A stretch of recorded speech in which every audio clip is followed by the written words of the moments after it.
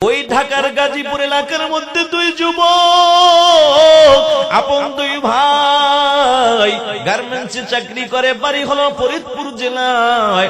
মা বাবা দুজনকে বিবাহ একসাথে করাবে, মা বাবা দুজনের জন্য দুটি মেয়ে রেডি করেছে। বৃহস্পতিবার বড় ভাইয়ের বিবাহ, শুক্রবার দিন ছোট ভাইয়ের বিবাহ। দুইটা ভাই আপন ভাই। বুধবার দিন আল্লাহর বান্দারা দুই ভাই মোটর সাইকেলে নিয়ে মোটর সাইকেলে তারা দুই ভাই ফরিদপুরের উদ্দেশ্যে রওনা হয়। ওই ঢাকার যাত্রাবাড়ি যখন পার হয় তখনও তাদের জানা নাই এটাই জীবনের যাত্রাবাড়ি পার হওয়া। ওই মাওয়ার পদ্মা সেতুর যখন টোল দেয় তখনও জানা নাই জীবনের শেষ টোল। আল্লাহর বান্দা যখন ওই মাওয়ার পার হইয়া, শিবচর পার হইয়া ভাঙ্গার মোড়টা ঘুরে, তখনও তাদের জানা নাই এটাই জীবনের শেষ মোড় ঘোরা। কোনদিন আর ভাঙ্গা আসবে না, কোনদিন আর ঢাকা আসবে না, যাত্রাবাড়ি আসবে না। আল্লাহর বান্দা আপন দুই ভাই, মনের মধ্যে স্বপ্ন, মনে বড় আনন্দ যে আমাদের মা বাবা আমাদের জন্য বিবাহের কাজ সব রেডি করেছে। আমরা যাব, কালেমা পরে কবুল বলবো, আমাদের বিবি হালাল হয়ে যাবে, বাসর ঘর করবো, শ্বশুর বাড়ি বেড়াবো, বড় আনন্দ। দুই ভাই স্বপ্ন দেখে আর হুন্ডা চালায়, কিন্তু মুসলমান জানা নাই ঘর পর্যন্ত যাইতে পারবে না। বাড়ির কাছাকাছি যাওয়ার পর হঠাৎ করে বালু ভর্তি একটা ট্রাক আইসা আপন দুই ভাইকে একটা চাপা মাইরা জীবনটা জায়গায় শেষ করে দিল। এর যুবক ভাই কোথায় গেল? তাদের বাড়ি কোথায়? বাসুর ঘর কোথায়? শ্বশুর বাড়ি। এই জন্য যুবকরে অনুরোধ করে বলে যায়, ও কলিজার টুকরা যুবক, তোমার আমার যেহেতু এই মরণ একদিন হবে, তবে মরণ থেকে পালাবার কোন সুযোগ তোমারও নাই, আমারও নাই। মরণ থেকে যতই পালাও, মরণ তোমায় লইবে ঘিরি। যদিও সুদূর আকাশ পানে লাগাও, লুকাও সেটায় লাগিয়ে সিঁড়ি। কথা বলেন ঠিক কিনা? আইনা মা তাকুনু ইদরিকুমুল মাউতু ওয়ালাউ কুনতুম ফি বুরুজিন মুশাইয়াদা। মৃত্যুর ভয়ে যদি লোহার সিন্দুক বানায়া যদি লুকায় থাকো, আল্লাহর অর্ডার হইতে দেরি। ইযা জাআ আজালুহুম লা ইস্তাখিরুনা সাআতান ওয়ালা সাআতান ওয়ালা ইস্তাকদিমুন।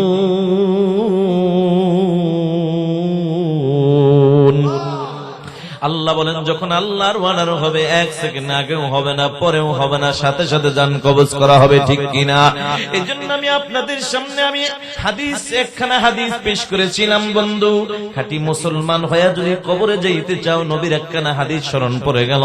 আল্লাহর নবী বলেন, ক্বালা রাসূলুল্লাহ সাল্লাল্লাহু আলাইহি ওয়াসাল্লাম, মুতু ক্বাবলা আন তামুতু ওয়া হাসিবু আনফুসাকুম ক্বাবলা আন তুহাসাবু, আও কামা ক্বালান নবী আলাইহিস সালাতু ওয়াস সালাম।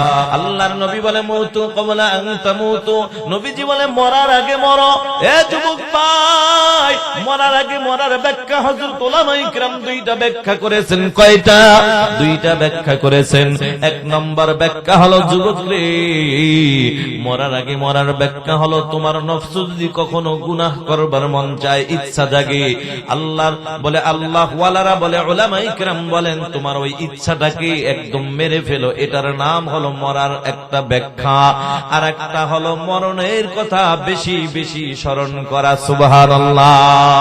মরণের কথা হুজুর প্রতিদিন তো আমরা স্মরণ করি, তবে যুবক তোমার আমার স্মরণ, এটা তো আসলে মুখে মুখে স্মরণ করা না বাবা, না, অন্তরে স্মরণ করা লাগবে।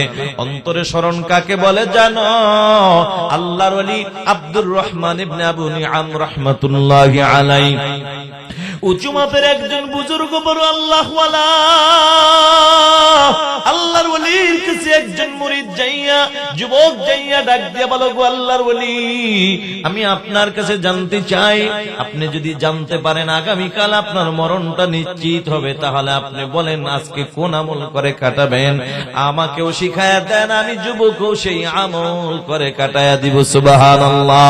যুবকের মনে ইচ্ছা তামান্না হলো নতুন কোন আমল জানতে পাইলে তিনি আমল করে কাটাবেন।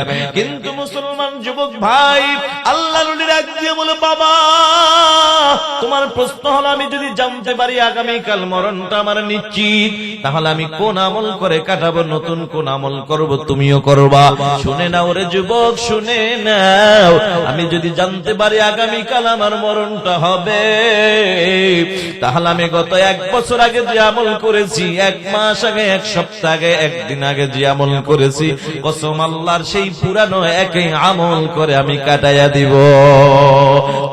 আমাকে পরীক্ষা করার পরে এবার ডাক দিয়ে বলে, যুবক আল্লাহর গোলাম, জীবনটা যদি বাঁচাইতে চাও, 2টি হাতের 1টি হাতও রাখা যাবে না।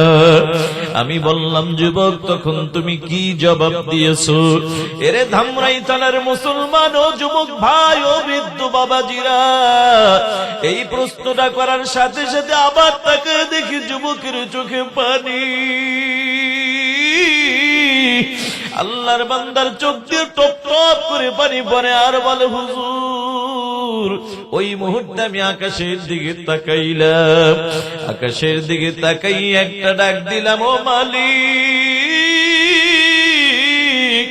তুমি আমার হাত নামক নিয়ামত যদি উঠাইয়া নিয়ে যাও কোনো অসুবিধা নাই, বিনিময় তুমি আমার জীবন নামক নিয়ামতটা বাঁচাইয়া দাও। আমি বললাম, যুবক রে, বুঝলাম জীবন বাঁচানোর জন্য 2টি হাত কাটতে রাজি হইলা, ভালো কথা, কিন্তু বলো যুবক তুমি খানা খাও কিভাবে, বাথরুমে যাও কিভাবে, প্রশ্ন জাগে কি জাগে না? বাবাজি যুবকের এই হাতের গোড়াটা থেকে হাত নাই, এখান থেকে হাত নাই, বলো যুবক, বলো বৃদ্ধ বাবাজিরা, এই প্রশ্ন জাগে কিনা? কিভাবে খানা খাই, কিভাবে বাথরুমে যায়, প্রশ্ন জাগে কিনা? এই প্রশ্নটা করার পরে আবারও তাকায় দেখি যুবকের গাল বেয়ে বেয়ে টপ টপ করে পানি পড়ে। আল্লাহর বান্দা কাঁদে আর কয়, হুজুর মাঝে মাঝে পেটে ক্ষুধা নিয়ে যখন আমি ঘরের মধ্যে প্রবেশ করি, ঘরে প্রবেশ করার পরে তাকায় দেখি আমার জনম দুঃখিনী মা আমার জন্য খানা রেডি করে মা বাহিরে কাজে লিপ্ত হয়ে গেছে। হুজুর তখন পেটে ক্ষুধা নিয়ে একবার আমি খানার দিকে তাকাই, আর একবার আমার মায়ের চেহারার দিকে আমি তাকাই, আর আকাশের দিকে তাকায় বলি, ও মালিক, আজকে আমার হাত নামক নিয়ামতের যে কত দাম এতদিন বুঝি নাই, আজকে আমি বুঝতেছি আমার হাতের কি দাম। যদি আমার হাত নামক নিয়ামত থাকতো, পেটে ক্ষুধা নিয়ে মায়ের চেহারার দিকে তাকায় থাকা লাগতো না, ঠিক না বেঠিক? ও যুবক ভাই ও বৃদ্ধ বাবাজিরা, ঘটনা বলার কোন উদ্দেশ্য আমার ছিল না, আমি বুঝাইতে চাইলাম হাত বলো, চোখ বলো, জবান বলো, নিয়ামত দান করলেন কে? সে আল্লাহর দেওয়া জবানটা খুলিয়া ওই মালিক আল্লাহকে ডাকতে ভালো লাগে না খারাপ লাগে? এরে যুবক, কেন ভালো লাগবে না জানো? আরে দুনিয়ার জমিনে তোমার নেতা 500 টাকা দিলে সকাল থেকে সন্ধ্যা পর্যন্ত চিল্লায় বলো অমুক নেতার চরিত্র ফুলের মতো পবিত্র, অথচ খবর নিয়ে দেখা যায় নামাজ পড়ে না এক ওয়াক্ত, ঠিক না বেঠিক? সারাদিন মিথ্যা স্লোগান দিলা, বিনিময়ে তোমার মাথা পিছু বাজেট 500 টাকা। তাও যদি এই টাকাটা আবার এলাকার কোন পাতি নেতার হাতে পড়ে যায়, দেখবা ওখান থেকে 300 টাকা আবার গায়েব হয়ে যায়। কথা বলো ঠিক না বেঠিক? হাতে পাইলা 200 টাকা, আল্লাহ এর পরও তুমি খুশি। আল্লাহ ডাক দিয়া বলে, রে গোলাম, ওই জবানটা দান করেছিলাম আমি আল্লাহ,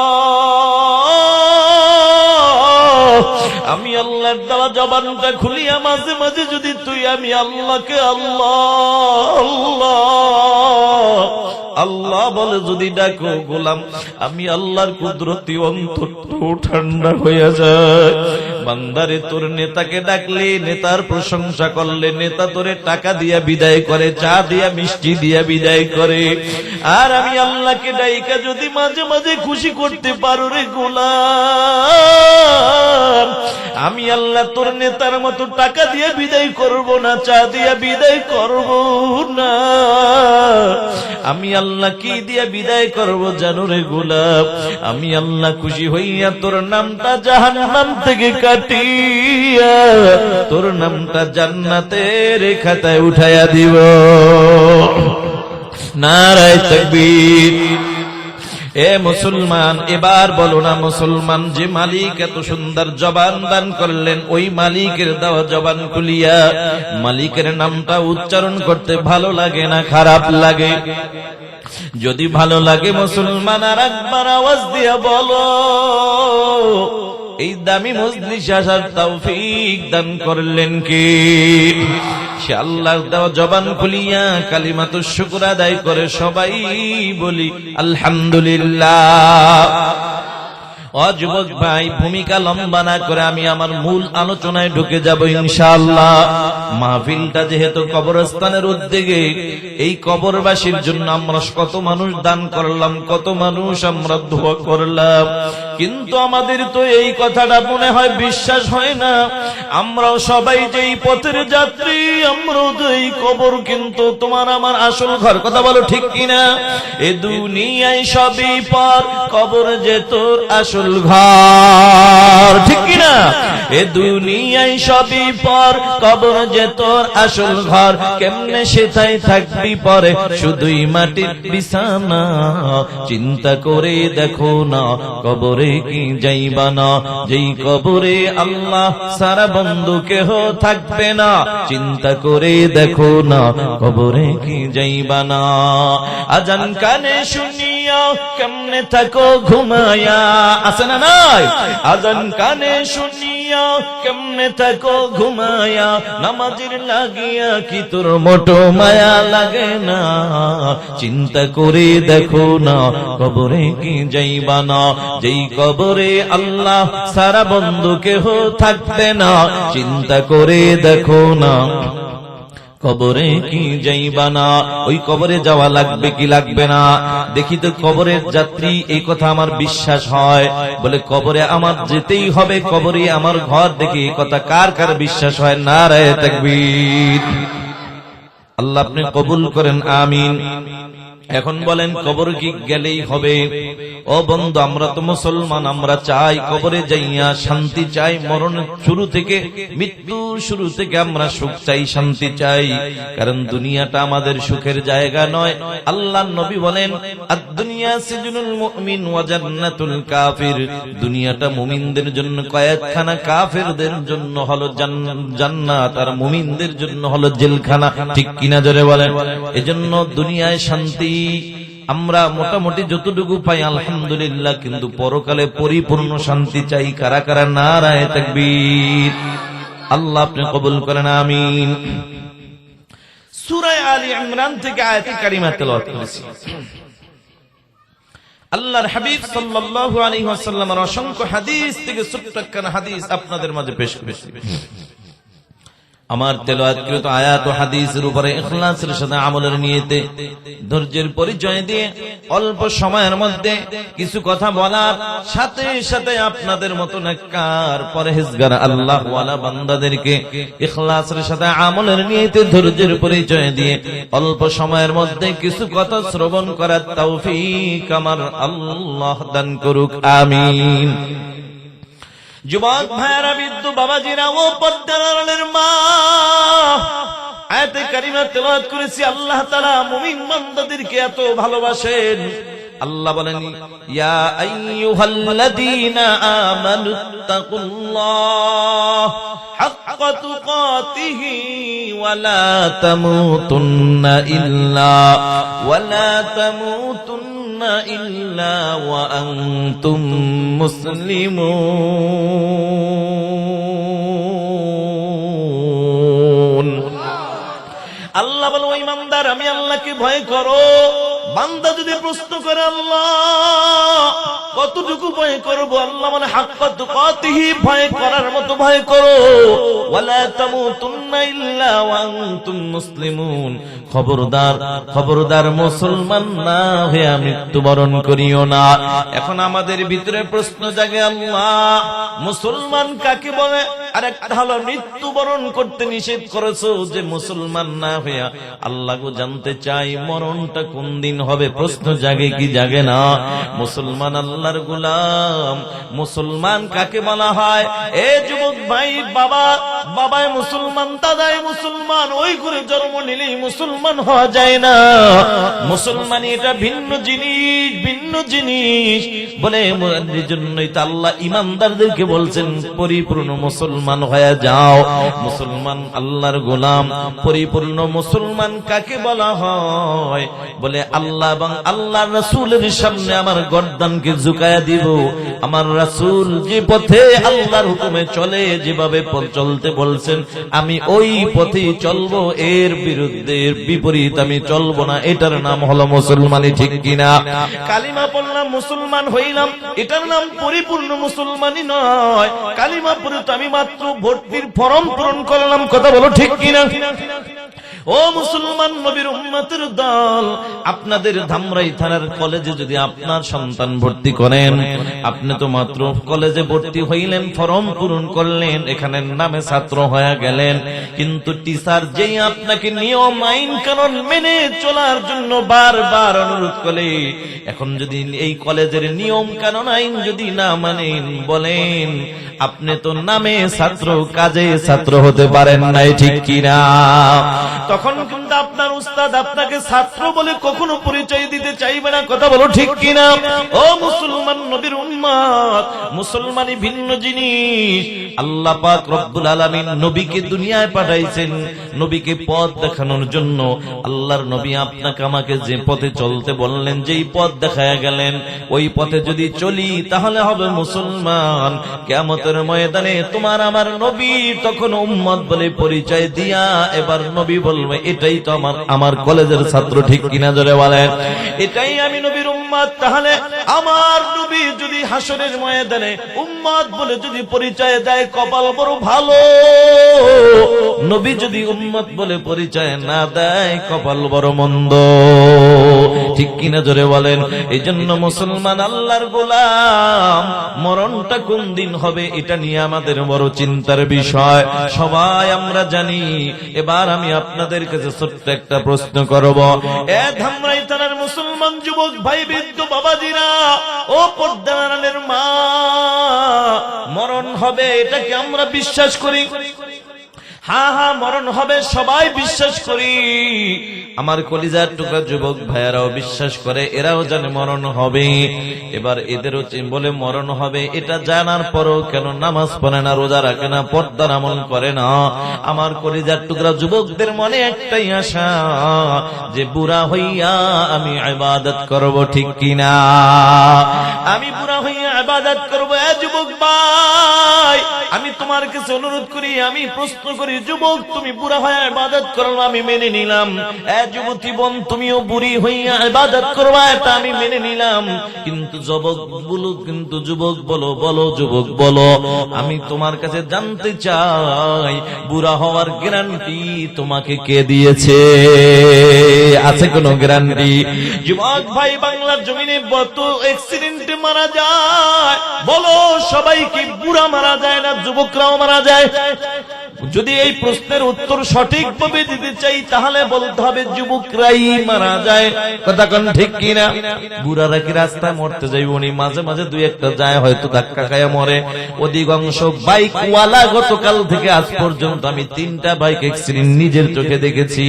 ও মনে হয় অধিকাংশ এই 3টা বাইক অ্যাক্সিডেন্টের মধ্যে আমি দেখলাম সব যুবকের অ্যাক্সিডেন্ট। কারো পাও ভেঙে গেছে, কারো হাত ভেঙে গেছে।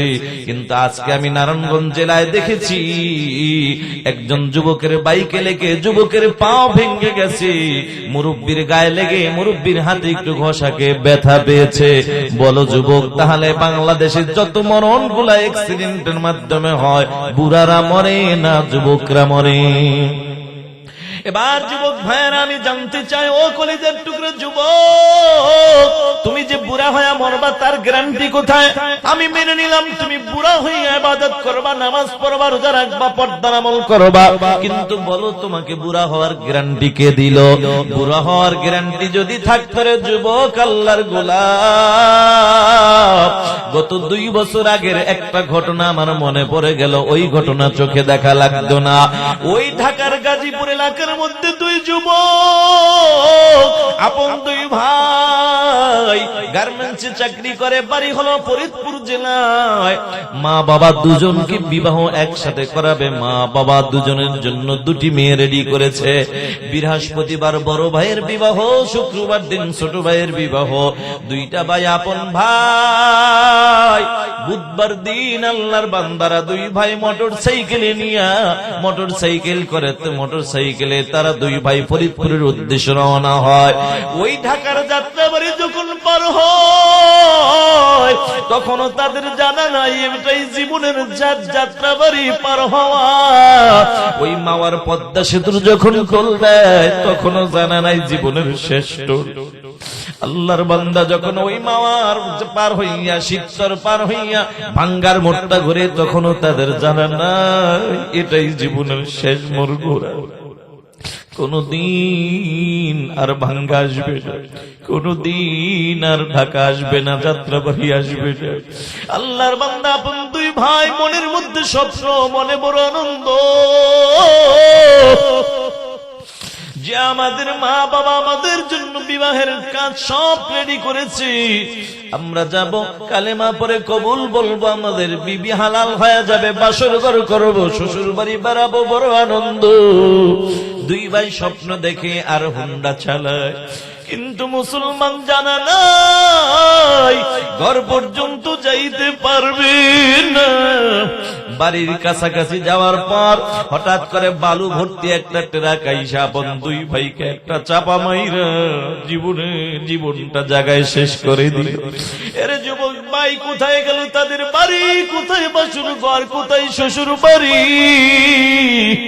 এই জন্য যুবকরে অনুরোধ করে বলে যায়, ও কলিজার টুকরা যুবক, তোমার আমার যেহেতু এই মরণ একদিন হবে, তবে মরণ থেকে পালাবার কোন সুযোগ তোমারও নাই, আমারও নাই। মরণ থেকে যতই পালাও মরণ তোমায় লইবে ঘিরি। যদিও সুদূর আকাশ পানে লুকাও সেথায় লাগিয়ে সিঁড়ি। কথা বলেন ঠিক কিনা? আইনা মা তাকুনু ইদরিকুমুল মাউত ওয়ালাউ কুনতুম ফি বুরুজিম মুশাইয়াদা। মৃত্যুর ভয়ে যদি লোহার সিন্দুক বানায়া যদি লুকায় থাকো, আল্লাহর অর্ডার হইতে দেরি।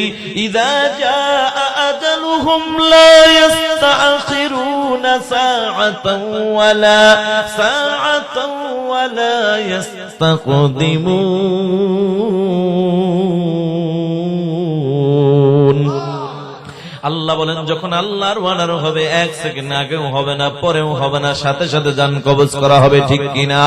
এজন্য আমি আপনাদের সামনে একখানা হাদিস পেশ করেছিলাম। বন্ধু, খাঁটি মুসলমান হয়ে যদি কবরে যাইতে চাও, নবীর একখানা হাদিস স্মরণ পড়ে গেল।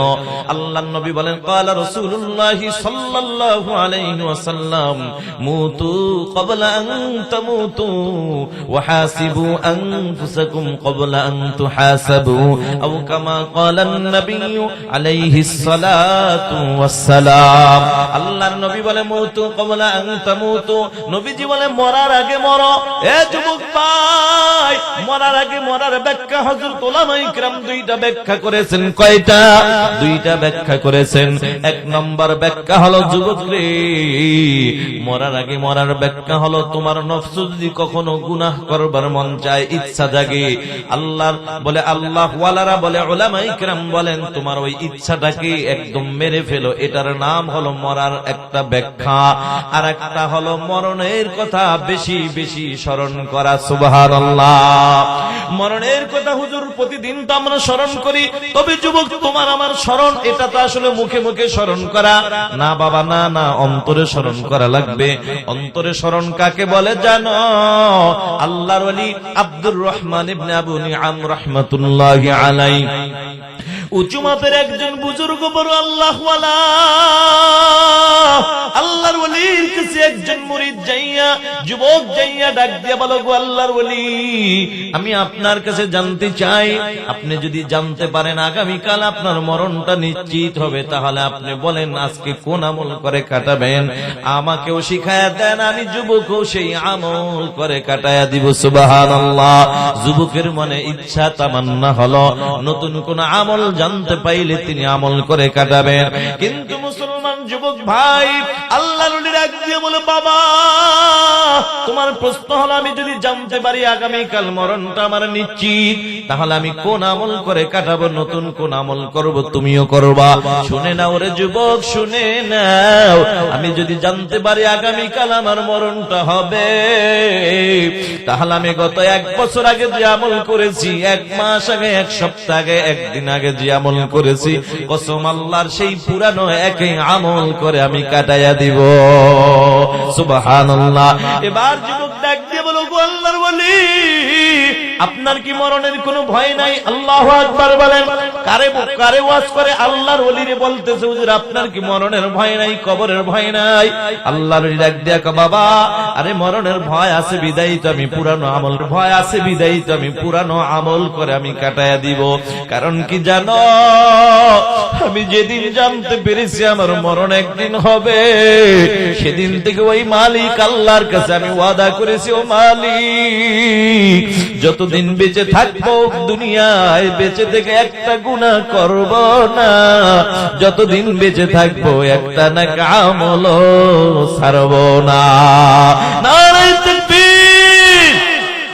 এই জন্য যুবক ভাইয়েরা, বৃদ্ধ বাবাজিরা, মরণের ভয় অন্তরের মধ্যে ঢুকাও, দেখবা গুনাহ থেকে বেঁচে যাইবা। ও কলিজার টুকরা যুবক ভাই, তোমার মতো আমার মতো একজন যুবক ইব্রাহিম ইবনে আদহাম রাহমাতুল্লাহি আলাইহির কাছে যায়, ও আল্লাহর ওলি, আমি খাঁটি মুসলমান হইয়া মরতে চাই, জীবনে এমন কোন গুনাহ নাই করি নাই, আমি গুনাহ থেকে কিভাবে বাঁচতে পারি এমন কিছু সবক আমাকে দিয়া দেন। আল্লাহু আকবার। ও যুবক ভাই, আল্লাহর ওলি ডাক দিয়া কয়, বাবা আমি তোমাকে 5টা সবক দিব, এই 5টার উপর যদি আমল করতে পারো তাহলে গুনাহ থেকে বেঁচে যাইবা। 1 নম্বর হলো, যুবক তোমার যদি গুনাহ করবার মন চায় তাহলে একটা কাজ কইরো, আল্লাহর দেওয়া রিজিক খাওয়া তুমি বন্ধ কইরা দিবা। যুবক কাঁদে আর বলে, হুজুর এটা তো সম্ভব হবে না, কারণ দুনিয়ার মধ্যে আমি যা খাই সব কার দেওয়া রিজিক, সব আমার আল্লাহর। এবার আল্লাহর ডাক দেখা, বাবা রে আল্লাহর দেওয়া রিজিক খাইয়া এরপরও যদি তোমার গুনাহ করার মন চায়, একটা কাজ করবা, আল্লাহর জমিন ছাইরা তুমি অন্য কোথাও যে গুনাহ কইরো। যুবক এবার কাঁদে আর কয়, হুজুর এটা তো আরো আগেই সম্ভব না। কথা ঠিক না বে ঠিক? কারণ দুনিয়ার জমিনে দেখেছি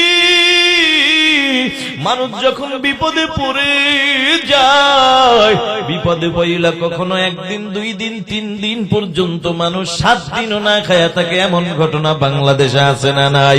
আমার মনে পড়ে গেল এই ধামরাই থানার মুসলমান 2013 সালের ঘটনা, 13 না 12 সালের সাভার রানা প্লাজা মাটির নিচে ধসে গেল। মাটির নিচে যখন ডেবে গেল তখনকার ঘটনা 2013 সালে। ও বন্ধু, তখন আমি সাভার হেমায়েতপুর থাকি, ওই সময় শুনেছি 7 দিন পর ফায়ার সার্ভিসের লোকেরা চেষ্টা করে খবর পাইলো, জানতে পারলো 7 দিন পরে যে একটা লোকের সন্ধান পেয়ে গেল, লোকটাকে জীবিত উদ্ধার করেছে। আপনাদের মনে আছে কিনা?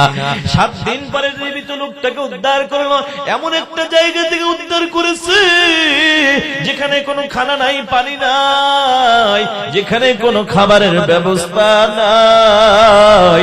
কিন্তু মুসলমান যুবক বলো, এই যে 7টা দিন পর্যন্ত না খায়া বাঁচলো, বাঁচাইলেন যিনি, তিনি কে? তাহলে বোঝা গেল হুজুর পৃথিবীর জমিনে মানুষ বিপদে পড়লে 7 দিনও না খায়া বাঁচে, 7টা দিন না খায়া থাকতে পারে। কিন্তু হুজুর আপনি যে একটা শর্ত লাগাইছেন, আল্লাহর জমিন ছাইরা অন্য কোথাও যায় গুনাহ করব, আমার তো এমন কোন জায়গা দেখি না যেখানে যাই আমি গুনাহ করব, আর সেটা আল্লাহর জমিন না। এরে ধামরাই তারার মুসলমান যুবক ভাই ও বৃদ্ধ বাবাজিরা ও পর্দার আড়ালের মা, কেউ যদি এই নিয়ত করে না আল্লাহর জমিনে থাইকে আমি গুনাহ করব না, কসম আল্লাহর ওই যুবক যুবতী জিন্দেগি তো কোনদিন গুনাহ করার সুযোগ পাইবে না। কারণ ধামরাইর জমিনটা কার জমিন? যুবক তোমরা যদি মনে করো হুজুর আজকের ওয়াজের পরে ধামরাই থানায় আর গুনাহ করব না, আমি ওই সাভার নবীনগর চলে যাব, অথবা যদি বলো হুজুর আমি গাবতলী যায় গুনাহ করব, বলো বলো যুবক, যেই ধামরাইর জমিনটা আমার মালিক আল্লাহর বল্লা, তাহলে ওই সাভার বলো গাবতলী বলো ওই জমিনটা কার জমিন? এবার যদি বলো হুজুর থাকলাম না, ঢাকাও থাকবো না, আপনাদের বরিশাল যে গুনাহ করব, যুবক রে আমি জানতে চাই ঢাকার জমিনটা যদি আল্লাহর হয় তাহলে বরিশালের জমিনটা কার জমিন? সব তো আমার আল্লাহরই জমিন। এবার আল্লাহর ওলি ডাক দিয়া কয় বাবা বুঝবার পারলাম তুমি আল্লাহর দেওয়া রিজিক না খায়া থাকতে পারবা না, এবার আসো আল্লাহর দেওয়া রিজিক খাওয়ার পরে যদি গুনাহ করবার মন চায় তাহলে আল্লাহর জমিন ছাইরা করো।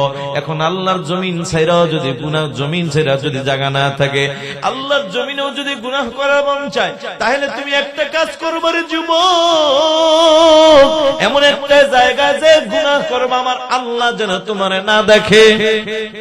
বলো যুবক এই জায়গাটা কোথায়? আছে আছে? নাই নাই নাই নাই। ঘটনা তো আপনারা শুনেছেন, ওই যে পীর সাহেব একদিন একজন মুরিদকে বলেছিল, কয়েকজন মুরিদকে বলেছিল এই বাবা তোমাদেরকে খেলাফত দিব, শর্ত হইল একটা মুরগিটা জবাই করে নিয়ে আসবা, কেউ যেন না দেখে। শুনেছেন কিনা আপনারা? কেউ যেন না দেখে। সবাই জবাই করে নিয়ে আসছে, কিন্তু একজন মুরিদ জবাই করে আনতে পারে নাই। মুরিদদেরকে ডাক দিয়ে বলে কিরে তোরা সবাই জবাই করে নিয়ে আসলি, তুই কেন করলি না? সবাই তাকে বোকা মনে করতো, সহজ সরল মনে করতো। আমার বাংলাদেশে কিছু সহজ সরল মানুষ আছে, দেখলে বোঝা যায় এরা সহজ সরল বোকা। হা হা, এরা দুনিয়ার লাইনে বোকা, কিন্তু রাতের বেলা গভীরে যখন যখন গভীর হয়ে যায়, তুমি দুনিয়ার চালাক ঘুমাও, আর আখিরাতের চালাক হলো দাঁড়ায়া নামাজ পড়ে। দুনিয়ার লাইনে বোকা হইল, আখিরাতের লাইনে বড় চালাক, এরকম আছে না নাই?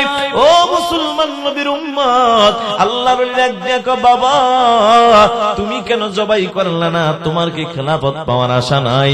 আল্লাহর ওলি ডাক দিয়া বলে ও গো আল্লাহর ওলি, আমারও খেলাফত পাওয়ার আশা আছে, কিন্তু আপনি না একটা শর্ত লাগাইয়া দিয়েছেন কেউ যেন না দেখে। আরে বাবা সবাই তো করে নিয়ে আসলো, তুমি কেন করতে পারলা না? ডাক দেখো গো আল্লাহর ওলি, আমি দরজা বন্ধ করলাম, দেখে দেখি কেউ দেখে না, আমার মালিক আমার আল্লাহ আমার দিকে তাকায় আছে। আমি পানির মধ্যে ডুব দিলাম, দেখি কেউ দেখে না, আমার আল্লাহ আমার দিকে তাকায় আছে। যুবক রে, কেউ যদি এমনটা মনে করে যে না কেউ দেখে না আমার আল্লাহ দেখে, হাদিসে কুদসির মধ্যে এসেছে আনতা আবুদাল্লাহ কান্নাকা তারাহু ফাইন লাম তাকুন তারাহু ফাইন্নাহু ইয়ারাক, আও কামা ক্বালান নবিয়্যু আলাইহিস সালাতু ওয়াস সালাম। এ মুসলমান, তুমি এমন ভাবে ইবাদত করো যেন তুমি আল্লাহকে দেখতেছো। অন্তত এতটুকু খেয়াল যদি নাও করতে পারো,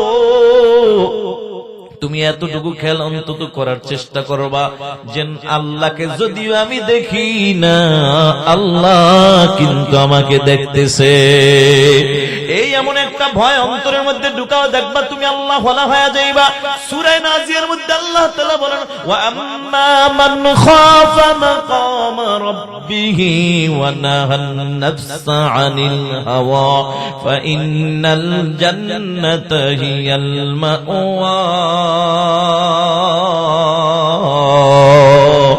আল্লাহ আল্লাহ বলেন ওয়া আম্মা মান খাফা মাকাম রাব্বি, আমি রবের সামনে দাঁড়ানোর ভয় নিয়া, ওয়া নাহান নাফসা আনিল হাওয়া, নিজের নফসটাকে দিয়ে পবিত্র রাখবা, মানে গুনাহ মুক্ত রাখবা। আল্লাহ বলেন ফা ইন্নাল জান্নাতা হিয়াল মাওয়া, নিশ্চয়ই তার ঠিকানা হলো মালিকের জান্নাত। সুবহানাল্লাহ। এবার মালিকের জান্নাতে কারা কারা যেতে চাই? নারায়ে তাকবীর। যুবক ভাই হাত নামাও। আমরা যারা হাত জাগাইলাম এটা আমরা জানি, আরে হাত জাগাই জান্নাত পাওয়া যাবে না। জান্নাতে যদি যেতে চাও, জান্নাতে যাওয়ার জন্য কিছু করণীয় আছে না নাই? আল্লাহ জান্নাত কাকে দিবেন সেটাও আল্লাহ আমার জানায়া দেয়। আল্লাহ বলেন ওয়ানাহান নাফসা আনিল হাওয়া, নিজের নফসটাকে দিয়ে পবিত্র রাখবা, মানে গুনাহ মুক্ত রাখবা। ভালো একটা পবিত্র আত্মা নিয়ে আমি মালিকের সামনে হাজির হইবা। আল্লাহ বলে তার ঠিকানা হলো আমি মালিকের জান্নাত। এখন বাবাজিরা আমার, আল্লাহর তৈরি জান্নাতে আমরা সবাই যেতে চাই, তবে জান্নাতে যদি যেতে চাই তাহলে আত্মাটাকে পবিত্র নিয়ে মালিকের সামনে হাজির হওয়া লাগবে। এ ধামরাই থানার মুসলমান যুবক ভাই বৃদ্ধ বাবাজিরা, ও পর্দার আড়ালের মা, এখন আত্মাটাকে পবিত্র করার জন্য কি করণীয়? বলে আত্মাটাকে পবিত্র করার জন্য তোমার মেডিসিন লাগবে দুইটা। জোরে বলেন কয়টা? আরো জোরে কয়টা? এক নম্বর মেডিসিনের নাম হলো তাকওয়া, দুই নম্বর মেডিসিনের নাম হইল আল্লাহর ভালোবাসা। এক নম্বর মেডিসিনের নাম হলো তাকওয়া, মানে আল্লাহর ভয়। আল্লাহর ভয় যদি কোন দুনিয়ার কোন মানুষ, যদি কারো মুমিন বান্দা বান্দির অন্তরে যদি ঢুকে যায়, ওই আল্লাহর ভয় অন্তরে ঢুকলে ওই বান্দা বান্দিকে পিটায়াও কেউ গুনাহের কাজে নামাইতে পারবে না, ঠিক কিনা? আর আল্লাহর ভালোবাসা যদি অন্তরে ঢুকে যায়, ওই বান্দাকে পিটায়াও কেউ নেক আমল থেকে দূরে সরাইতে পারবে না, ঠিক কিনা? তাকওয়া নামক মেডিসিনের কেমন পাওয়ার ও ধামরাই মুসলমান। আল্লাহর নবীর প্রিয় সাহাবী হযরত ওমর ফারুক রাদিয়াল্লাহু তাআলা আনহু রাতের বেলা ঘুরে ঘুরে ঘুরে ঘুরে যখন জনগণের খোঁজ খবর নিচ্ছিলেন, হঠাৎ করে হযরত ওমর রাদিয়াল্লাহু তাআলা আনহু রাতের শেষ ভাবে ছোট্ট একটা ঘরের কিনারায় দাঁড়িয়ে দাঁড়াবার পরে হঠাৎ করে ভিতর থেকে একটা আওয়াজ, মা মেয়েকে ডাক দিয়ে বলে, বেটি রে, দুধকে দহন করা হয়েছে। মেয়েটা ডাক দিয়া কা, মা হয়েছে, তবে অন্য দিনের তুলনায় পরিমাণে কম। মা ডাক দিয়া কা, বেটি টেনশন নাই, দুধে পানি মিশায়া দিলেই তো পানি দুধ বেড়ে যায়। বলো বলো, দুধে পানি মিশানোর কামগো দেশে আছে না নাই? তবে আগের চেয়ে অনেক পরিবর্তন হয়েছে, আগের চেয়ে অনেক পরিবর্তন। আগে দুধে পানি মিশাইতো, এখন অনেক পরিবর্তন হয়েছে, এখন পানিতে দুধ ঢালে। আগে দুধে পানি ঢালতো, এখন কি ঢালে? পানিতে দুধ ঢালে। কসম খায়া যদি বাজারে যায় কয়, বিশ্বাস করো আমি আল্লাহর কসম, আমি দুধে পানি দেই না। ওর কথা তো সত্য, ও দুধে পানি দেয় না। এখন আগে পানি জায়গা দুধ কি পানিতে ঢালছে। কথা সত্য, মতলব খারাপ। মুসলমান ধোঁকাবাজি এরকম আছে না নাই? কেউ দেখে না, একজন দেখেন, তিনি কে? এবার খলিফাতুল মুসলিমিন ওমর দাঁড়ায় কানের মধ্যে আওয়াজ পায়, মা মেয়েকে ডাক দিয়ে বলে, বেটি রে, সামান্য পানি দিলেই তো দুধ বেড়ে যায়। মেয়েটার ভিতরে কেমন তাকওয়া, কেমন আল্লাহর ভয়। মেয়েটা ডাক দিয়া বলে, মা গো, আমি এটা আমার দ্বারা সম্ভব হবে না। কেন সম্ভব হবে না? হযরত ওমর আমাকে, ওমর সবাইকে নিষেধ করেছে। আরে বেটি, তুই কি বোকা নাকি? ওমর কি এখন তাকায় আছে নাকি? ওমর কি এখন দেখে নাকি? মেয়েটার ভিতরে কেমন তাকওয়া। মেয়েটা ডাক দিয়া বলে, মা, যদিও হযরত ওমর দেখে না, কিন্তু ওমরের আল্লাহ কিন্তু তাকায় আছে, ঠিক না বেটি? মুসলমান আল্লাহর গোলাম, আল্লাহর ভয় এমন দামি একটা মেডিসিন। কারো অন্তরে ঢুকলেই বান্দা গুনাহ করার কোনো সাহস পায় না। আর একটা হলো আল্লাহর ভালোবাসা নামক মেডিসিন, যেটা এই মেডিসিনটা অন্তরে ঢুকলে নেক আমল ছাড়তে সাহস পায় না। না জানি আমার মালিক বেজার হয়ে যায়, না জানি আমার ভালোবাসার মালিক আল্লাহ আমার উপর বেজার হয়ে যায়। এবার মুসলমান নবীর উম্মতের দল, এই দুইটা মেডিসিন কোথায় গেলে পাওয়া যায়? এ ধামরাই থানার মুসলমান, তোমাদের ধামরাই হসপিটালে গেলে পাওয়া যাবে না, এই সাভার বড় রানা সাভার মেডিকেলে গেলে পাওয়া যাবে না, মুসলমান ঢাকা মেডিকেলে গেলেও পাওয়া যাবে না। এখন এই দুইটা মেডিসিন আত্মা পবিত্র বানানোর জন্য দুই মেডিসিন কোথায় গেলে পাওয়া যায়? আমার আল্লাহ সেটাও কুরআনুল কারীমের মাধ্যমে বান্দাকে জানায়া দেয়। সুবহানাল্লাহ। আল্লাহ বলেন, ইয়া আইয়ুহাল্লাযীনা আমানুত্তাকুল্লাহ ওয়া কুনু মা'আস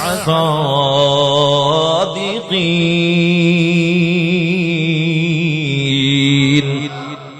আল্লাহ বলো ঈমানদার আমি আল্লাহকে ভয় করো, ভয় দিলে নাই। আল্লাহ বলো কুনু মা'আস সাদিকিন, সাদিকিন যারা সত্যবাদী যারা তাদের সুহবত অর্জন করো।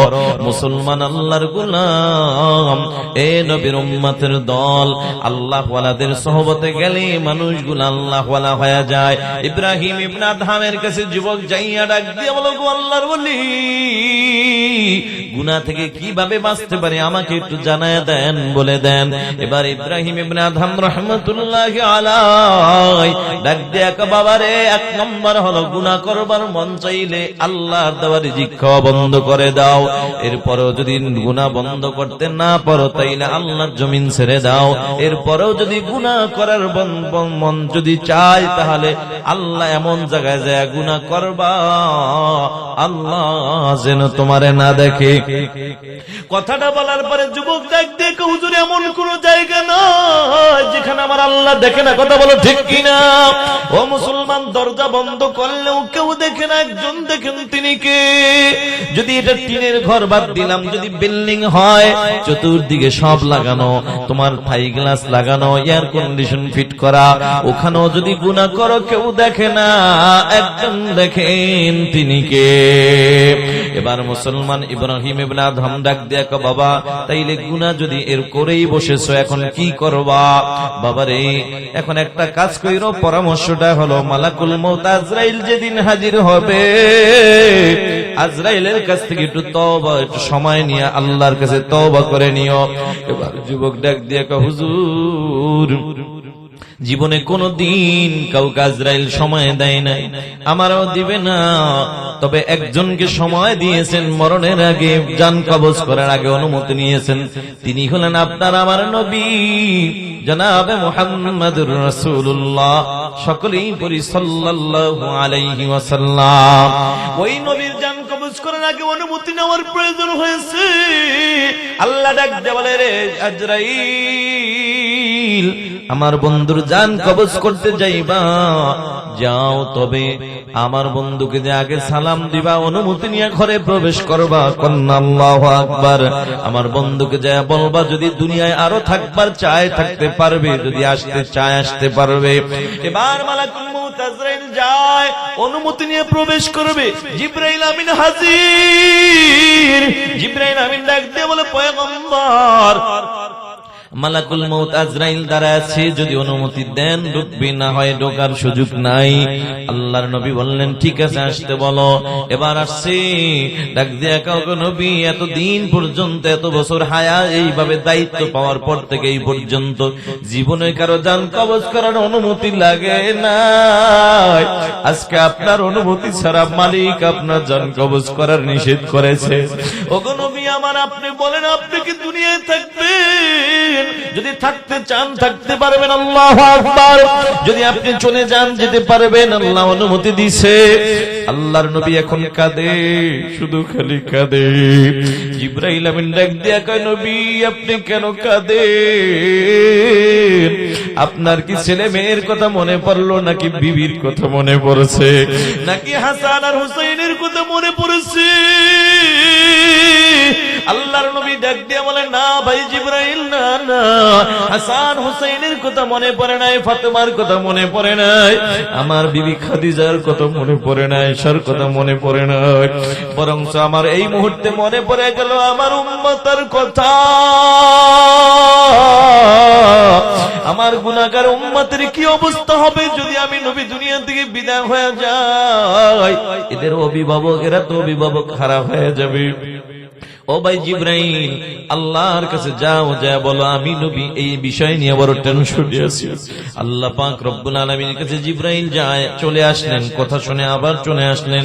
জিবরাইল আমিন কয়, নবী আমার, আল্লাহ সুসংবাদ দিছে, আপনি যেই গুনাহগার উম্মতের ব্যাপারে আপনি চিন্তা করতেছেন, কোনো চিন্তা নাই, আপনি যদি এই মুহূর্তে আল্লাহর কাছে চলে যান, আপনার উম্মতের দায়িত্ব স্বয়ং আল্লাহ নিজেই নিয়ে নিবে। নারে তাকবীর। এবার মুসলমান যুবক ভাই ও বৃদ্ধ বাবাজিরা ও পর্দার আড়ালের মা, ইব্রাহিম ইবনে আদহাম রাহমাতুল্লাহি আলাইহি ডাক দিয়া কয়, বাবা এবার মালাকুল মউত আজরাইলের কাছ থেকে যদি সময় না পাও, তাইলে একটা কাজ কইরো, একটা জায়গা আছে রে বাবা, যেদিন হাসরের ময়দানে হিসাবের কাজ শেষ হয়ে যাবে, হিসাবের পরে যদি তোমার আমলনামার ডান হাতে দেয় তুমি জান্নাতি, যদি বাম হাতে দেয় তুমি তাহলে জাহান্নামী। বলো যুবক বলো, একটা কাজ কইরো, যদি তোমার আল্লাহ না করুন তোমার আমলনামার জাহাজ যদি বাম হাতে পড়ে যায়, তাইলে আল্লাহ যখন ফেরেশতাকে ডাক দেয়, বলে এই ফেরেশতারা আমার এই নাফরমান বান্দাকে জাহান্নামে নিয়ে যাও, তখন তুমি যাইবা না, ওখানেই খুঁত করে বসে থাকবা। জিবরাইল আর যুবক ডাক দিয়ে কয়, আল্লাহর ওলি, এটা তো কোনোভাবেই সম্ভব না, কারণ হাসরের ময়দানের অবস্থা এমন হবে, দুনিয়ার জমিনে একটা অন্যায় করলে মামলা হয়ে গেলে পুলিশ পর্যন্ত ছাড় দেয় না, আখিরাতের পুলিশ আমাকে কিভাবে ছাড় দিবে? দিবে না, দিবে না, দিবে না। এবার মুসলমান, আখিরাতের ময়দান, ওই হাসরের ময়দানটা কত কঠিন, আমি ছোট্ট একটু বর্ণনা দিয়ে আমি বয়ান শেষ করে দিচ্ছি, কষ্ট হচ্ছে নাকি আপনাদের? আল্লাহ পাক রব্বুল আলামিন বলেন, ইয়াউমা ইয়াফিরুল মারউ মিন আখিহি ওয়া উম্মিহি ওয়া আবিহি ওয়া সাহিবাতিহি ওয়া বানিহি। এটা তো এমন দিন যেদিন আপন ভাই ভাইকে পরিচয় দিবে না, আপন বাপ সন্তানকে পরিচয় দিবে না, সন্তান বাপকে পরিচয় দিবে না, মা সন্তানকে পরিচয় দিবে না। হাদিস শরীফের মধ্যে আসছে, কিয়ামতের ময়দানে এক আল্লাহর বান্দা একটা নেকির অভাবে জান্নাতে যাইতে পারবে না। আল্লাহ ডাক দিয়ে বলবে, বান্দা তুমি তো জান্নাতে যাইতে পারবে না। বান্দা ডাক দিয়ে বলবে, মালিক যদি আমাকে একটু অনুমতি দিতা, আমার বাবা আছে, মা আছে, ভাই আছে, বোন আছে, বন্ধু বান্ধব আছে, তাদের কাছে যায় একটা নেকি আমি নিয়ে আসবো। আল্লাহ বলবে, বান্দা তুমি কি এটা দুনিয়া মনে করছো? দুনিয়া যদি আপন ভাই ভাইয়ের সাথে 5 বছর যদি দ্বন্দ্ব থাকে, ভাইয়ের সামনে যদি রাস্তাঘাটে কোনো ভাইকে মাথায় আঘাত করে, ওই রক্তের ভাই কোনোদিন সহ্য করতে পারে না, ভাইকে জড়ায়া দইরা বলে, তুই কি মনে করছিস আমার ভাইয়ের সাথে দ্বন্দ্ব? আরে দ্বন্দ্ব তো আমাদের বাড়ির ভিতরে, রাস্তায় তো ভাইয়ের দ্বন্দ্ব নাই, ঠিক কিনা? কিন্তু কিয়ামতের ময়দান বড় কঠিন, বড় কঠিন। আল্লাহ ডাক দিয়ে বলবো, যারে বান্দা যা যা, আমি আল্লাহ তোরে অনুমতি দিয়ে দিলাম, যা বান্দা দেখ তুই কারো কাছে নেক পাস কিনা। বান্দা সন্তানের কাছে যাবে, সন্তান ফিরিয়ে দিবে, বাবার কাছে যাবে, বাবাও ফিরিয়ে দিবে। খুব সংক্ষেপ করে নিয়ে আসতেছি বাবা। সন্তান তখন চিন্তা করবে, মালিক দুনিয়ায় দেখেছি আমার বাবা অনেক সময় সন্তানকে রাগ কইরা ঘর থেকে বের করে দেয়, যা যা তোর স্থান আমার ঘরে নাই, তোর খানাও ঘরে নাই। সন্তান রাগ কইরা বাড়িতে চলে যা, বাহিরে চলে যায়। কিন্তু দেখেছি মালিক আমার মা সকালবেলা আমি বের হওয়ার কারণে মা আমার বিকাল বেলা কইজা আমাকে বের করে, বের কইরা ডাক দেখা, দেখ বাবা দেখ, আমি মা সকালবেলাও খানা খাই না, আমি মা দুপুরও খানা খাই নাই, আমি মা রাতের খানাও খাবো না। বাবা তুই যদি ঘরে না যাস। ও ধামরাই থানার মুসলমান, এরকম হয় কি হয় না? সন্তান চিন্তা করবে, দেখি আমার মার কাছে যায়, দেখি আমার মা বুঝি আমাকে ফিরে দিবে না। সন্তান একটা দৌড় মাইরা মার কাছে হাজির, মার কাছে যাইয়া বলবে, মা গো, একটা নেকির অভাবে জান্নাতে যাইতে পারি না, দিবানি একটা নেকি। মা বলবে, কিসের নেকি, কিসের সন্তান দাবি করো? দুনিয়ায় তো আমার বিবাহ হয় না। এটা কোন মা বলবে জানো যুবক, জানো? দুনিয়ায় যে মা সন্তান না খাইলে মা খানা খায় না, দুনিয়ায় যে সন্তান না ঘুমাইলে মা ঘুমায় না। কোন মা হাসরের ময়দানে এমন কথা বলবে জানো? আমি বুঝাবার জন্য ছোট্ট একটি ঘটনা আপনাদের মাঝে তুলে ধরবো। অসুবিধা হচ্ছে নাকি আপনাদের? ছোট্ট বাচ্চার নাম হইল তার আব্দুল খালেক। যুবকরে দিলটা নরম করে দাও, চোখের পানি ফালাবার জন্য তৈরি হয়ে যাও। বলা যায় না কার চোখের পানি কবুল হয়ে যায়, কারণ হাদিস শরীফের মধ্যে আছে, মান বাকা মিন খাশিয়াতিল্লাহ হারামাল্লাহু তিলকাল আইনা আলান নার। আল্লাহর ভয়ে, জাহান্নামের ভয়ে কেউ যদি এক ফোঁটা চোখের পানি ফেলে দেয়, আল্লাহ ওয়াদা করেছে ওই বান্দাকে জাহান্নামের আগুনে ফেলবে না। সুবহানাল্লাহ। আর আমার ছোট্ট বাচ্চা নাম হইল তার আব্দুল খালেক। আল্লাহর বান্দা, ঠিক আছে, আল্লাহর বান্দা, তার বাবা দুনিয়া থেকে বিদায় হয়ে যায়, মা দুনিয়ার জমিনে বেঁচে আছে। ওরে ধামরাই থানার মুসলমান, আপনারা সবাই ভালো করে জানেন, কারো বাবা যদি আগে, কারো মা যদি দুনিয়া থেকে আগে বিদায় হয়ে যায়, বাবা কিছুদিন পরেই বিবাহ করার জন্য পাগল হয়ে যায়। কিন্তু কারো বাবা যদি আগে বিদায় হয়ে যায়, কোন মা সন্তান রাইকা কোনদিন বিবাহ বসতে রাজি হয় না। ঠিক না বেঠিক? এবার আব্দুল খালেকের মা, বাবা বিদায় হয়ে গেছে, মা অন্যের বাড়ি কাজ করে করে সংসার চালায়। মায়ের টার্গেট হলো আমার ছেলেটাকে আমি মানুষের মতো মানুষ বানাবো। মা বড় চিন্তা করে করে বউ বড় আশা নিয়ে মা স্কুলে ভর্তি করে দেয়। পড়ালেখা করে করে ম্যাট্রিক পরীক্ষার সময় হয়ে যায়। স্কুলের হেডমাস্টার একদিন ডাক দিয়ে কয়, বাবা আগামীকাল তোমরা সবাই 1200 করে টাকা নিয়ে আসবা, পরীক্ষার ফর্ম ফিল আপ করা লাগবে। কথাটা বলার পর তাকায় দেখে সব ছেলেরা রাজি, সবাই খুশি, কিন্তু এতিম ছেলে দাঁড়ায় কাঁদে। আব্দুল খালেক দাঁড়ায় কাঁদে আর বলে, স্যার সবাই পরীক্ষা দিতে পারলে আমি বুঝি পারবো না। কেন পারবা না বাবা, কি হয়েছে? ছেলেটা কাঁদে আর কয়, স্যার আমার বাবা নাই, আমি বড় এতিম। আমার মা দুনিয়ার জমিনে বেঁচে আছে, অন্যের বাড়ি কাজ করে করে সংসার চালায়। আমার মা এতগুলা টাকা দিতে পারবে না, আমার পরীক্ষাও বুঝি দেওয়া হবে না। এবার ডাক দিয়ে কয়, স্যার আমার বাবা নাই, আমি বড় এতিম, কে আমার টাকা দিবে? আমার মনে হয় পরীক্ষা দেওয়া হবে না।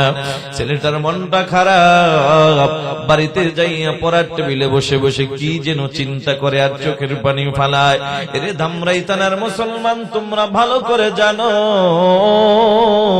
সন্তানের চোখে পানি পড়লে সবার আগে নজরটা কিন্তু মায়ের পড়ে যায়। মার নজর বড় করা নজর। দেখবা তোমরা ঢাকার শহরে যারা চাকরি করো, দেখবা বন্ধু, তুমি যদি 2 সপ্তাহ পরে বাড়িতে আসো অথবা 1 মাস পরে বাড়িতে ঢোকো, তোমার হাতে যদি কোনো প্যাকেট থাকে, কিছু ব্যাগে যদি কিছু নিয়ে আসো, দেখবা তোমার প্রাণের বিবি একবার তোমার ডান হাতের দিকে তাকায়, আবার দেখবা বাম হাতের প্যাকেটের দিকে তাকায়। না জানি আমার স্বামী 1 মাস পরে আমার জন্য কি নিয়ে আসছে। তোমার ছেলে মেয়ে হাতের প্যাকেটের দিকে তাকায়, কিন্তু যুবকরে দেখবা তোমার জনম দুঃখিনী মা একবারও তোমার হাতের প্যাকেটের দিকে তাকায় না, বরং তোমার মা এক নজরে তোমার সুন্দর চেহারার দিকে তাকায় থাকে। ঠিক নেবে ঠিক? এবার আব্দুল খালেকের মা একটা নজর ছেলের চেহারার দিকে তাকাইয়া ডাক দিয়া বলে, বাবা রে তোমার চোখে কেন পানি? ছেলেটা কাঁদে আর ডাক দিয়া কয়, মা স্যার বলছে পরীক্ষা দিতে হবে, টাকা লাগবে 12, সেই জন্য কাঁদি, কারণ আমার বাবা নাই, আমি বড় এতিম। আমাকে কে টাকা দিবে বলো মা? সব বন্ধুরা পরীক্ষা দিবে, আমি বুঝি পরীক্ষা দিতে পারবো না। ছেলের চোখের পানি দেখে মা কাঁদে।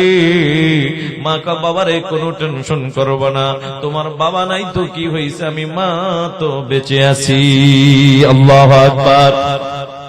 এবার ছেলেটা এই কথাটা শুই না বড় খুশি। মা একটা তোর মায়ের অন্য একটা রুমে হাজির। মা ছোট্ট একটা প্লাস্টিকের ব্যাগ হাতের মধ্যে নিয়ে আব্দুল খালেকের দরজায় হাজির হয়ে গেছে। নে বাবা নে, ব্যাংকটা ভাঙ, দেখ কত টাকা আছে। ছেলেটা ব্যাংকটা ভাঙা দেখে টাকা লাগবে 1200, টাকা হয়ে গেছে 1300। আল্লাহু আকবার। বন্ধু, আপনারা ভালো করে জানেন দুনিয়ার জমিনে মানুষ কিন্তু দুই কারণে চোখের পানি ফালায়। কখনো কখনো বেশি সুখের খবর শুনলে, কখনো বেশি দুঃখের খবর শুনলে পানি পড়ে যায়। আব্দুল খালেকের চোখে এখন পানি। মা চোখের পানি দেখে বলে, বাবা রে তোর চোখে কেন পানি বল? কোনদিন তোর চোখে পানি দেখি নাই, বল তুই কেন কাঁদি? ছেলেটা কাঁদে আর কয়, মা আমি পরীক্ষা পরে দিব, আগে বলো তুমি টাকাগুলা কোথায় পাইলা? কারণ মৃত্যুর পরে, আমার বাবার মৃত্যুর পরে কোনদিন তোমার ভালো একটা জামা পড়তে দেখি না, কোনদিন আমি তোমার ভালো একটু খাবারও খাইতে দেখি না। মা কাঁদে। বাবারে শুনবি? তাহলে শোন বাবা, শোন কেমনে টাকা জোগাড় করছি। যেদিন আমি মা তোর স্কুলে ভর্তি করলাম, হঠাৎ করে আমি মায়ের কানে একটি আওয়াজ, কে যেন ডেকে বলে, আব্দুল খালেকের মা, এমন একটা দিন আসবে তোমার ছেলের পরীক্ষার জন্য অনেকগুলা টাকা লাগবে। আমি মা চিন্তা করলাম, কে টাকা দিবে রে বাবা? আমি মা সিদ্ধান্ত নিলাম, যত কষ্টই হোক আমি মা তোর টাকা জোগাড় করব। আমি মা সিদ্ধান্ত নিলাম, বাজারের থেকে কিছু টাকা জোগাড় করে আমি মা দুইটা মুরগি কিনলাম রে বাবা।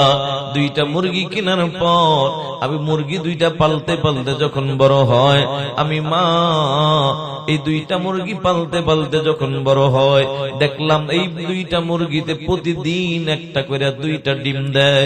আমি মা সিদ্ধান্ত নিলাম, একটা ডিম তোর জন্য বাজেট, আর একটা ডিম আমি মায়ের জন্য বাজেট। বাবার আমি তোর বাজেটের ডিমটা প্রতিদিন সিদ্ধ করে করে তোর জন্য নাস্তার ব্যবস্থা করে দিতাম, কিন্তু আমি মা জানি আমি মা না খাইলে তুই খাবি না। এই জন্য আমি মায়ের বাজেটের ডিমটা ঘরে না রাইখা হাতে নিয়ে নাড়াচাড়া করতাম। কিন্তু বাবা তোর ডিমটা সিদ্ধ, আমি মায়ের ডিমটা ছিল কাঁচা। আমি মা বুঝাইতাম, রে আব্দুল খালেক শোন, এটা তুই খাবি আর এটা আমি মা খাবো। কিন্তু আমি মায়ের গল্প, আমি মায়ের বাজেটের ডিমটা তো আমি মা খাইতাম না। আস্তে করে লুকায় রাইখা দিয়া বিকাল বেলা বিক্রি করে করে তোর জন্য আমি পরীক্ষার টাকা জোগাড় করছি। বাবারে কথা দেই, মাকে কোনোদিন কষ্ট দিবি না। ছেলেটা কাঁদে আর ডাক দিয়ে, কমাগো এমন মাকে তো কোনোদিন কষ্ট দেওয়া যায় না। এবার ছেলেটা কাঁদে আর মা একটু দোয়া করে দাও যেন পরীক্ষায় পাশ করতে পারি। ছেলেটা মার দোয়া নিয়ে পড়ালেখা করতে যায়। পড়ালেখা করতে করতে একটা সময় মাস্টার্স পর্যন্ত কমপ্লিট করে ফেললো। একদিনের ঘটনা, স্কুলের হেডমাস্টার হেঁটে যায়, ছেলেও আব্দুল খালেক হেঁটে যায়। স্কুলের হেডমাস্টার ডাক দিয়ে, বাবা রে তোমার সাথে আমার দুইটা কথা। একটা হলো আমার গ্রামের বাড়ি একটা প্রাইমারি স্কুল আছে, একজন হেডমাস্টার লাগবে, মনে মনে তোমাকেই টার্গেট করেছি। আর একটা হলো আমার একটা মেয়ে আছে, বিবাহ দিব, তাও মনে মনে আমি তোমাকেই টার্গেট করেছি। বলো বাবা তুমি কি রাজি কি রাজি না? ছেলেটা দাঁড়ায় কাঁদে আর বলে, স্যার আমার বাবা নাই, আমি বড় এতিম, আমার মা বেঁচে আছে, মায়ের অনুমতি ছাড়া আপনার প্রশ্নের জবাব দিতে পারবো না। জোরে করেন না সুবহানাল্লাহ। ও ধামরাই থানার মুসলমান, এ বাংলাদেশে কিছু কপাল পরা যুবক পাওয়া যায়। নবী বলে, আল জান্নাতু তাহতা আকদামিল উম্মাহাত, তোমার মায়ের পায়ের নিচে তোমার জন্য জান্নাত। অথচ কিছু কপাল পরা যুবক পাওয়া যায়, এরা মার পার নিচে জান্নাত খোঁজে না, মার কাছে কোনো পরামর্শ জিগায় না, কোনো পরামর্শের প্রয়োজন হলে দৌড় মারে শ্বশুর বাড়ি। কথা বলো ঠিক কিনা? এরে কপাল পরা যুবক, মাকে বাদ দিয়া শাশুড়ির পাগল হয়ে যুবক রে মনে রাখবি, তোর শাশুড়ির স্বার্থে যদি কোনোদিন একটু ব্যাঘাত ঘটে যায়, তোর মতো আদরের জামাইয়ের নামে এই ধামরাই থানায় মামলা দিতে মোটেও চিন্তা করবে না। ঠিক না বেঠি?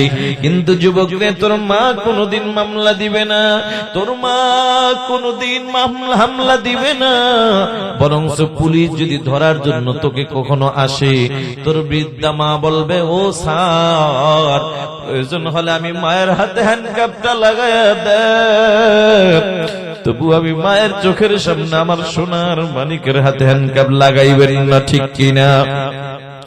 এবার আব্দুল খালেক দরমাইরা মার কাছে হাজির। মাগো বলো, আমার স্যার দুইটা অফার দিছে, কোনটা মানবো কোনটা মানবো না? মা কা বাবা রে, তোর স্যার চাকরির অফার দিছে, যা বাবা চাকরি কর, খবরদার তোর স্যারের মেয়েটাকে তুই বিবাহ করিস না। কেন বিবাহ করব না মা? স্যার মা কেন বিবাহ করব না? মা কা বাবা রে, তোর স্যারের মেয়েটা হলো আধুনিকা, নামাজ নাই রোজা নাই পর্দার আমল নাই। কারণ যে নারীর মধ্যে নামাজ রোজা পর্দার আমল থাকে না, ওই নারীর দ্বারা মুসলমানের সংসারে কোনোদিন সুখের আশা করা যায় না, ঠিক না বেঠিক? এবার আব্দুল খালেক মার কথা মানে নাই, নিজেই পণ্ডিতি কইরা বিবাহ কইরা হাজির। আইসা ডাক দেখা, বিবি রে, ওই যে বৃদ্ধা মহিলা দেখো, ইনি হলেন আমার জনম দুঃখিনী মা। বিবি রে, কথা দাও আমার মাকে কষ্ট দিবা না, কথা দাও আমার মায়ের খেদমতের ত্রুটি করবা না। বিবি যদি নেককার হইতো বলতো স্বামী আলহামদুলিল্লাহ, কিন্তু বেআমল ওয়ালা বেপরদা ওয়ালা বেনামাজি নারী হওয়ার কারণে ডাক দিয়া কয়, স্বামী তোমার মায়ের গোলামি করার জন্যই বাড়িতে আসি না। কথাটা শোনার পরে মার চোখে এখন পানি। ছেলেটা খপ করে আমার হাতটা ধইরা ডাক দিয়ে কয়, বাবা রে, ও মা, বুঝি নাই তোমার ছেলে অন্যায় করেছে, মাফ করে দাও। মা গো, বুঝি নাই মা, তোমার ছেলের বউ ছোট মানুষ, বুঝে নাই, ওরে বুঝায় মানুষ বানাবো। কিন্তু বউকে বুঝায় মানুষ বানাবে দূরের কথা, বরঞ্চ ও মানুষ মার্কা বউর কাছে থাইকা এখন নিজেই অমানুষ হয়ে গেছে, আছে না নাই? একদিনের ঘটনা, স্কুলের ডিউটি শেষ কইরা বিকাল বেলা বাড়িতে হাজির। আইসা তাকায়া দেখে সুন্দরী বিবির চেহারাটা মলিন। কিরে বিবি, কি হইছে? কয়, তোমার মা আমার সাথে ঝগড়া করছে। এরকম মিথ্যা কথা বানায়া বানায়া বলার মতো সোনার বাংলাদেশে সোনার বউ আছে না নাই? এবার মুসলমান নবীর উম্মতের দল, আল্লাহর বান্দা আব্দুল খালেক ডাক দেখো, বিবিরে, তাইলে আমি কি বিচার করলে তুমি খুশি? কয়, তোমার মা যদি বাড়িতে থাকে আমি থাকবো না। তোমার মা যদি, আমি যদি থাকি তোমার মা থাকতে পারবে না। ছেলেটা এবার বড় পাগল হইয়া ডাক দেখা, বিবিরে তুই দাঁড়া, আমি বিচার করে আসি। কথাটা বলে হাতের মধ্যে মোটা একটা লাঠি নিয়ে আব্দুল খালেক মার কাছে হাজির। যাই আমার শরীরে টাস টাস করে বাড়ি মারা শুরু করছে। ডাক দিয়া কয়, বাবারে, আমি কি অন্যায় করলাম? মা, তুই আমার বউর সাথে ঝগড়া করেছিস, এই জন্য মারি। বাবারে, বিশ্বাস কর, তোর বউর সাথে কোনো ঝগড়া করি নাই। এবার ডাক দিয়া বলে, ছেলে ডাক দিয়া বলে, মারে, আমার বউ তো কোনোদিন মিথ্যা কথা বলতে পারে না। বাংলাদেশে কিছু কপাল পোড়া যুবক পাওয়া যায়, বউর কথা যতটা বিশ্বাস করে আপন মা বাবার কথা ততটা বিশ্বাস করে না, আছে না নাই? মুসলমান নবীর উম্মত এবার মাকে মারতে মারতে বেহুশ বানায় ফেলাইছে।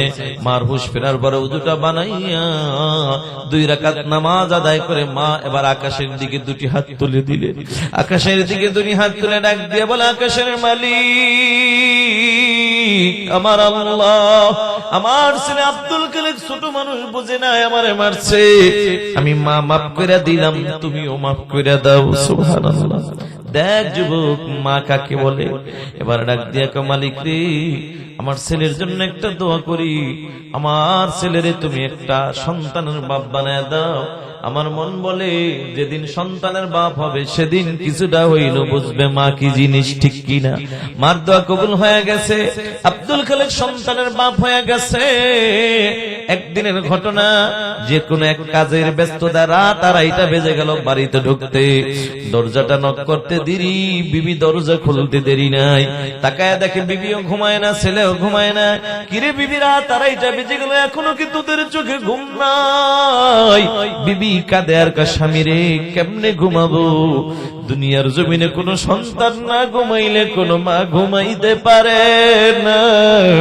দুনিয়ার জমিনে কোনো সন্তান না খাইলে কোনো মা খাইতে পারে না। কথাটা বলার পর আব্দুল খালেকের ব্রেনটে যায় একটা বাড়ি মারছে। জোরে বলেন আল্লাহু আকবার।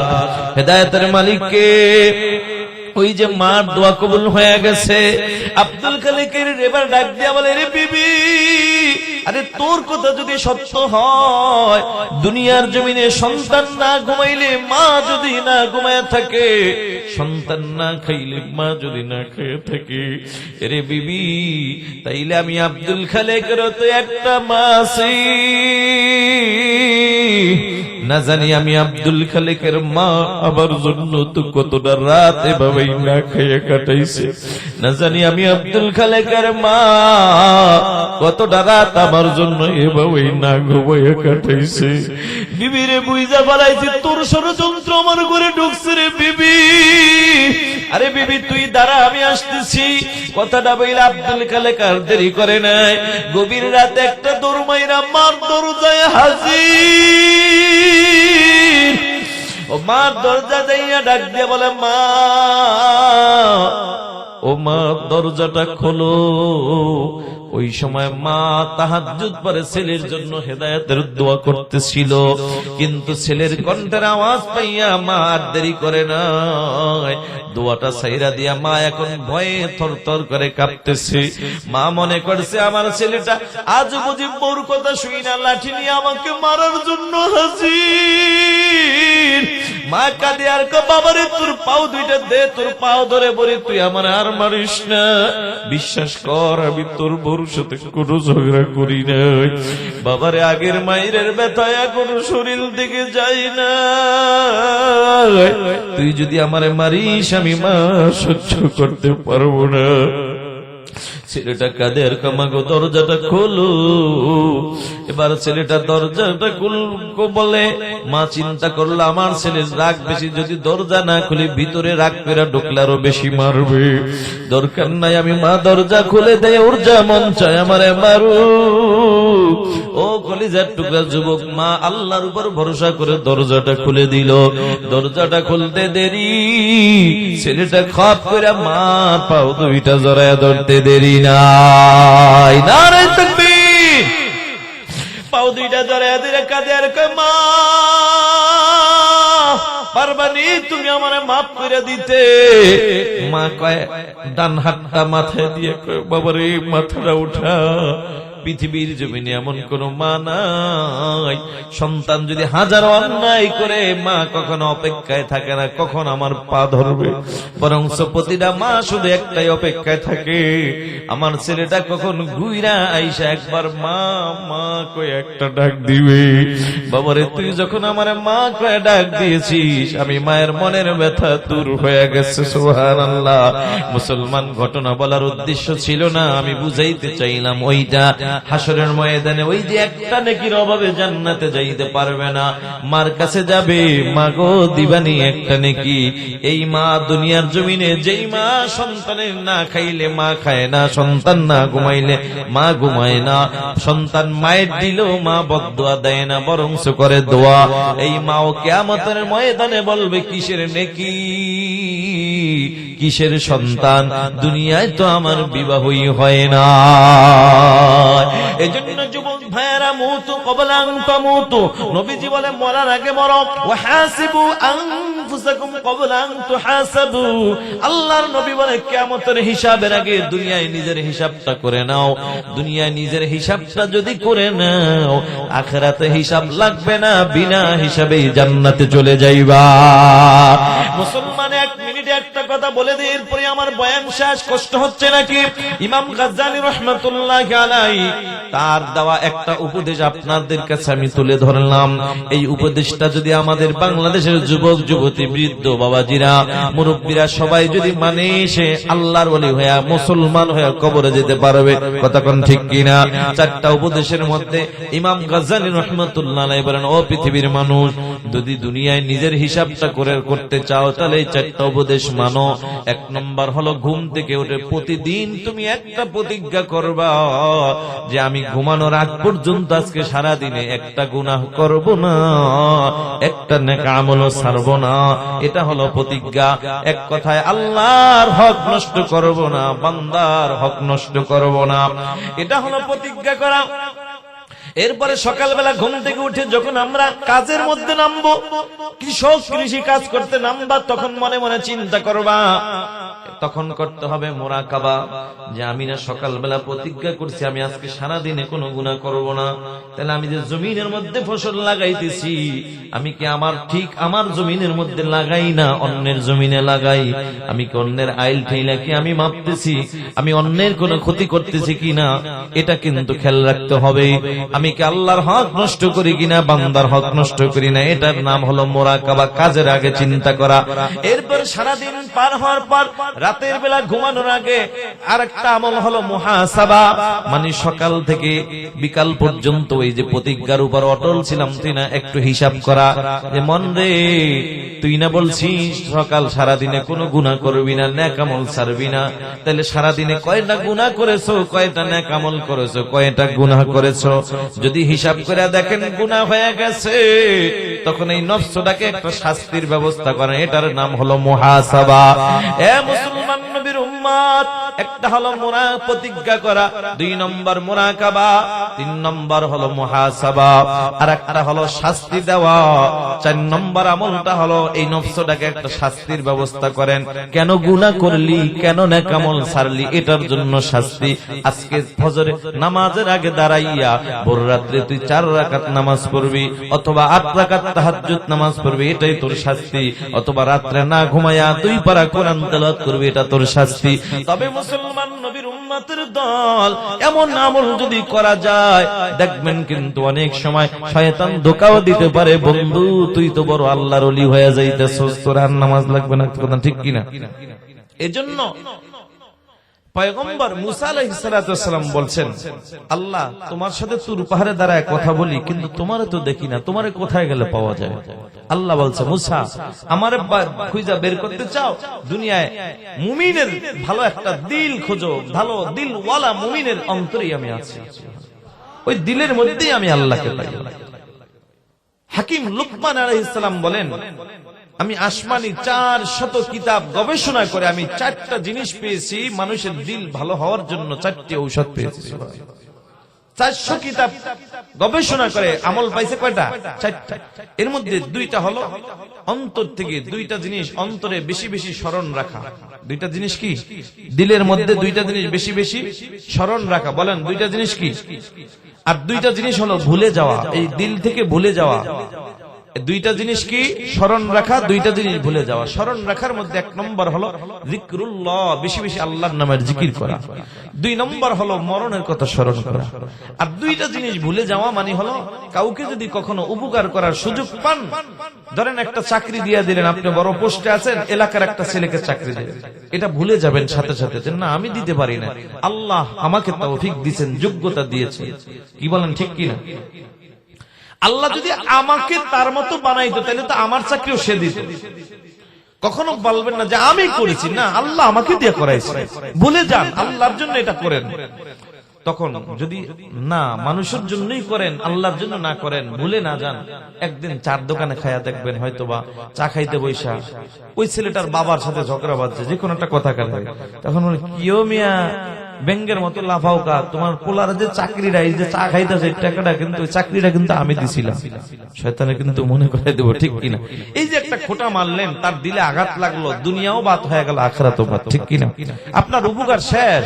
এজন্য ভালো দিল বানাইতে হলে ভালো কাজ করলে এটা সাথে সাথে ভুলে যাওয়া। আর একটা হলো মানুষ যদি কখনো কষ্ট দেয় তাহলে সেটাও ভুলে যান, আল্লাহর জন্য মাফ করে দেন। আপনি যখন মানুষের দোষগুলা ভুলে যাবেন, দোষগুলা গোপন রাখবেন, আল্লাহ তাআলা হাসরের ময়দানে কোটি কোটি মানুষের সামনে আপনার দোষও গোপন রাখবেন। তাহলে ভালো দিলওয়ালা হতে চাই কি চাই না? তাহলে 4টা আমল করব ইনশাআল্লাহ। কিয়ামতের ময়দানে আল্লাহ তাআলা তখন আপনার আমার নাম ধরে ডাক দিবেন না, আল্লাহ বলবেন, এই পবিত্র আত্মাওয়ালা আসো, ওই যে যাও, তোমার জন্য আমার জান্নাত অপেক্ষা আছে।